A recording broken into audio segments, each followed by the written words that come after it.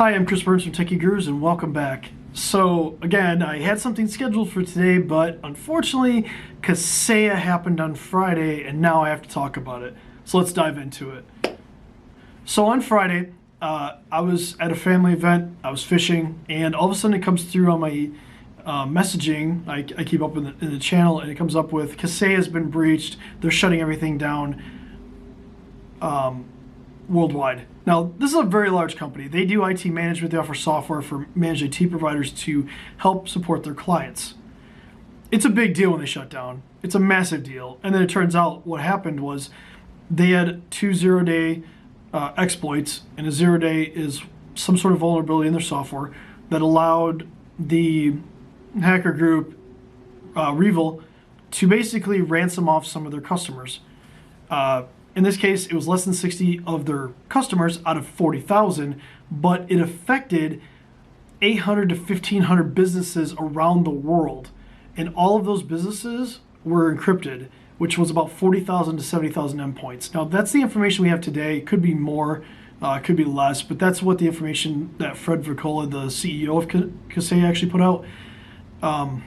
Look, I've been following this from the get-go, because it's important, because we all use, as managed IT providers, as cybersecurity providers, we all have tools that we use that if this happens, this is a big deal.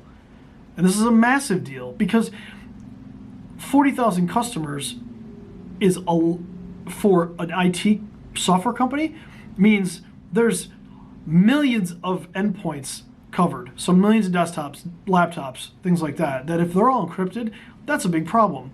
And everybody takes security seriously. All these software vendors take it seriously. And I want to talk about their response. So what happened is back in April, the Dutch Institute of Vulnerability and Disclosure, they were testing Kaseya, and they found a number of vulnerabilities. I think it was 7 to be exact. And they notified Kaseya, and Kaseya started fixing them. Within 4 days of notification, Kaseya actually patched one of them, which would have been April 10th. By May 8th, they patched 3 more vulnerabilities, and they patched another 2 vulnerabilities on June 26th. Unfortunately, that was only for their cloud offering. It didn't cover the people that were on site, so on premise, which was, out of their 40,000 customers, was about 3,000. What happened on July 2nd is terrible, the ransomware that happened.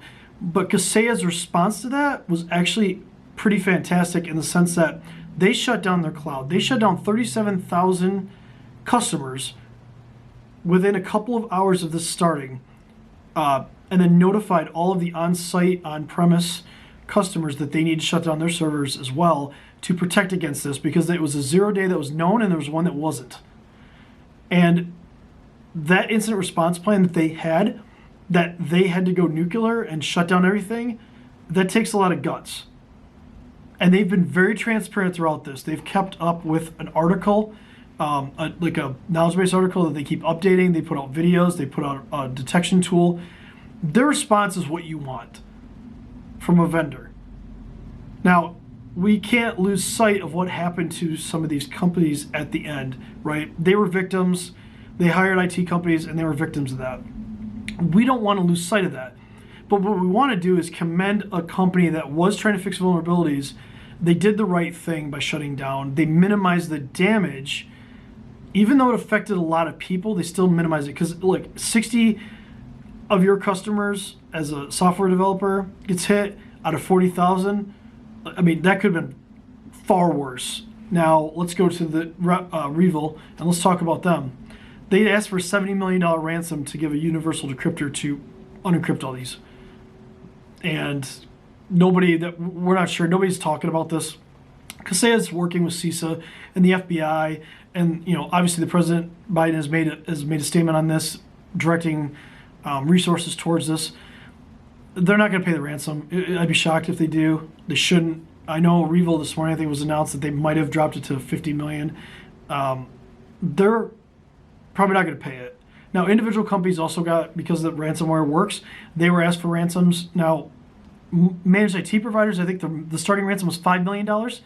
And for actual end customers, So, if it's a dentist office or accounting or whatever, their ransom started at about $40,000. Now, if they paid the $70 million, Kaseya or somebody, then they would just unlock everybody. They would give a decryptor out for everybody. So I don't know if that's going to happen. That's not the point. So Kaseya to this point is still down. Their article says that they may not be up till Sunday for on-premise customers. They're trying to turn their cloud back on in the next couple of days.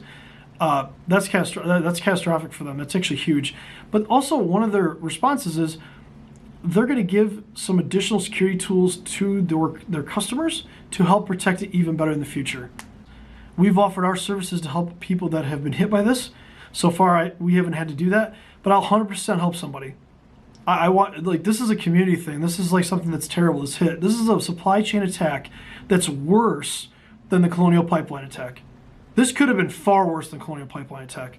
This could have crippled more businesses, like thousands and millions of businesses because of this. And this is something that's got to be addressed. So I want to commend Kaseya on one part, but I want to make it clear this is escaping a very big deal. So what do we need to do? We need to be more vigilant. We need to put better security in place outside of just our remote monitoring tools, which, like I said, every managed IT company is going to use. Now, there are tools out there that did stop the ransomware or minimize it. They minimize the impact of it. There are things that we can do as IT providers to minimize the impact of our tool being used against us and weaponized. But there are things that we're talking about internally. This is a big time ordeal because when you're doing this, when this is your profession, when this is your business, and it affects other people's businesses, it's a big deal. And you know what? It could very been us that got hit. When we didn't get hit, the tools that we used, none of them got hit. But if we did, and if you use Kaseya and you didn't get hit, you know what? You're lucky. But next week, I'm going to try to get to my work from home gotchas. I might even post it earlier. We'll see. But if you have any questions, let me know. But that's my response. I think Kaseya did a good job. I want more software companies to be as transparent as they have been throughout this entire process. And until next week, I hope everything's safe. I hope you're safe. I hope you have a good week. And again, any questions down below? If you want anything covered specifically about cybersecurity, even IT, let me know. Have a good week, and we'll see you soon.